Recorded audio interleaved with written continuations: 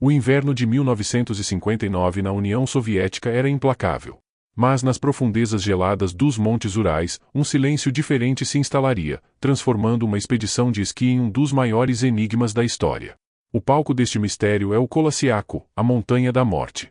9 jovens, esquiadores experientes, liderados por Igor Dyatlov, formavam o grupo. Eram estudantes e recém-formados. O objetivo era ambicioso: percorrer 350 quilômetros até o Monte Otorten, uma jornada de categoria terceira. Estavam preparados, mas não para o que os esperava. Os diários e as fotografias recuperadas mostram alegria e camaradagem. As últimas entradas, de 31 de janeiro e 1º de fevereiro, descrevem a luta contra o vento e a montagem do acampamento na encosta do Kolossiaco. Haviam se desviado do curso. Naquela noite, a temperatura cairia para cerca de menos 30 graus Celsius. O grupo estava em sua tenda, seguros. Ou assim parecia. O plano era que Dyatlov enviasse um telegrama em 12 de fevereiro. Quando a data passou sem notícias, a preocupação inicial foi mínima. Mas à medida que os dias se arrastavam, a ansiedade se transformou em pânico. Em 20 de fevereiro, uma equipe de busca e resgate foi enviada. O que encontrariam seria um quebra-cabeça macabro. A busca se arrastou por dias. Em 26 de fevereiro, a equipe localizou o acampamento. O que viram desafiou a explicação. A tenda estava montada, mas rasgada de dentro para fora. Não havia sinais de luta externa. Parecia que a cortaram em um frenesi de terror, fugindo para o frio mortal. Dentro da tenda, tudo estava em ordem. Botas, casacos, comida e diários haviam sido deixados.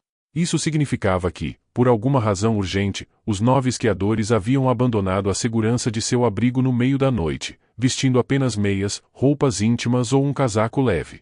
O frio de menos 30 graus Celsius não perdoa.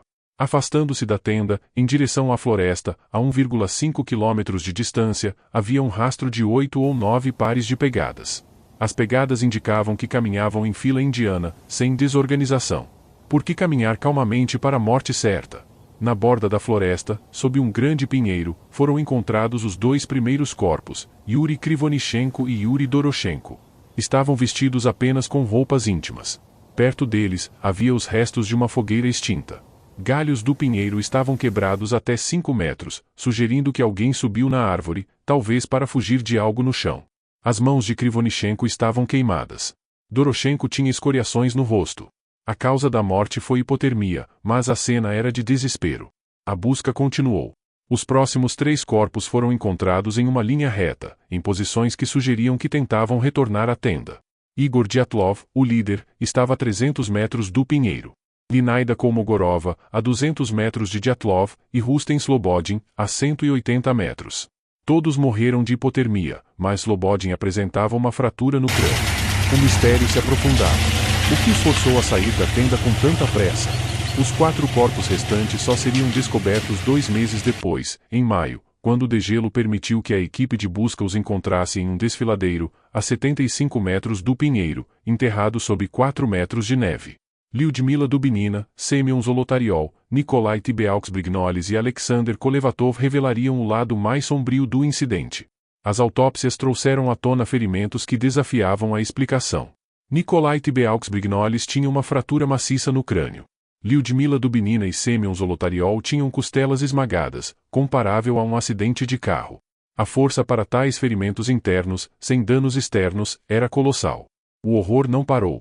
Lyudmila Dubinina estava sem os olhos, e sua língua e parte do lábio superior haviam sido removidos. A ausência da língua é um detalhe perturbador. O que causou tal mutilação? Havia também a questão das roupas.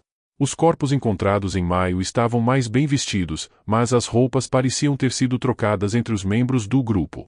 Volotaryov estava vestindo o casaco de pele de Dubinina. Isso sugere que os sobreviventes tentaram usar as roupas dos que sucumbiram ao frio. O detalhe mais intrigante foi a descoberta de altos níveis de radiação nas roupas de Dubinina e Zolotaryov. A presença de radiação em um local isolado levantou suspeitas de envolvimento militar ou teste secreto. Em maio de 1959, a investigação soviética foi encerrada. A conclusão oficial foi vaga. O grupo havia morrido devido a uma força natural irresistível, force majeure. Os arquivos do caso foram selados. O veredito oficial apenas alimentou as teorias, transformando o incidente do Passo Dyatlov em um mito. A falta de uma explicação única deu origem a uma miríade de teorias. A teoria da avalanche é a mais aceita hoje.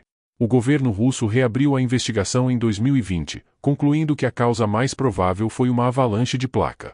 O peso da neve teria assustado o grupo, levando-os a cortar a lona e fugir. Os ferimentos internos seriam compatíveis com o trauma da neve. No entanto, esta teoria tem contrapontos. A inclinação era baixa para uma avalanche natural. As pegadas não mostravam pânico. A tenda não estava coberta por neve. E os ferimentos bizarros, como a ausência da língua, permanecem sem explicação. A teoria do envolvimento militar ganhou força durante a Guerra Fria.